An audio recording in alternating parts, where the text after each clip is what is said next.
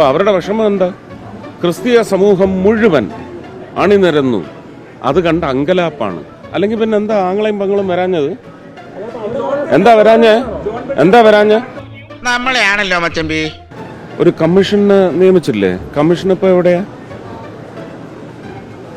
എന്താണ് മലപ്പുറത്ത് നിന്ന് വന്ന് വാഗ്ദാനം കൊടുത്തു പോയത്?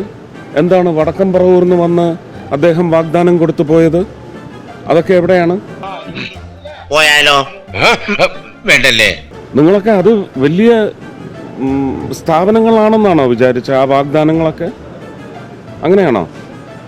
അങ്ങനെയാണെങ്കിൽ നിങ്ങളാണ് ഏറ്റവും വലിയ പാതകം ചെയ്തിരിക്കുന്നത്. പാവങ്ങളെ വഹിക്കുന്നതിന് നിങ്ങൾ കൂട്ടുനിന്നേ ഞാൻ പറയത്തുള്ളൂ. അങ്ങനെ ഒരു പക്ഷമുണ്ടോ നിങ്ങൾക്ക്?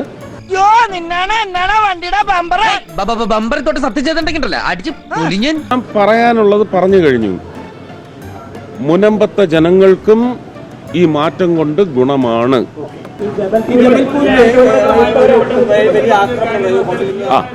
ഇതാണ് കുത്തിത്തിരിപ്പ്. എല്ലായിടത്തുമുള്ള പ്രശ്നങ്ങളാണ്. എന്താ പാലാ ബിഷപ്പിനെ കുത്തിക്കൊല്ലാൻ തീരുമാനിച്ചില്ലേ? പാലാ ബിഷപ്പിനെ പിടിച്ച് അകത്തിടാൻ തീരുമാനിച്ചില്ലേ? അപ്പൊ ഇത് അങ്ങോട്ടും ഇങ്ങോട്ടും എല്ലാം നടന്നുകൊണ്ടിരിക്കുന്നു. അല്ല, അതിന് തിരിച്ച് ഞാൻ പറഞ്ഞിട്ടുണ്ട്. ആ കണക്ക് നിങ്ങൾക്ക് അറിയാവല്ലോ അല്ലേ? ചോരക്കണക്ക് കേരളത്തില് അത് പറഞ്ഞിട്ടുണ്ട്.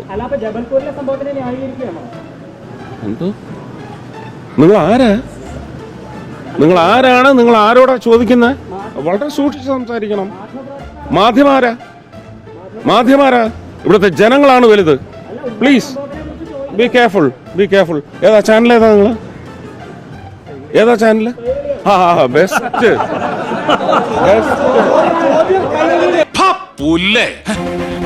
ഓർമ്മയുണ്ടോടാ ഈ മുഖം?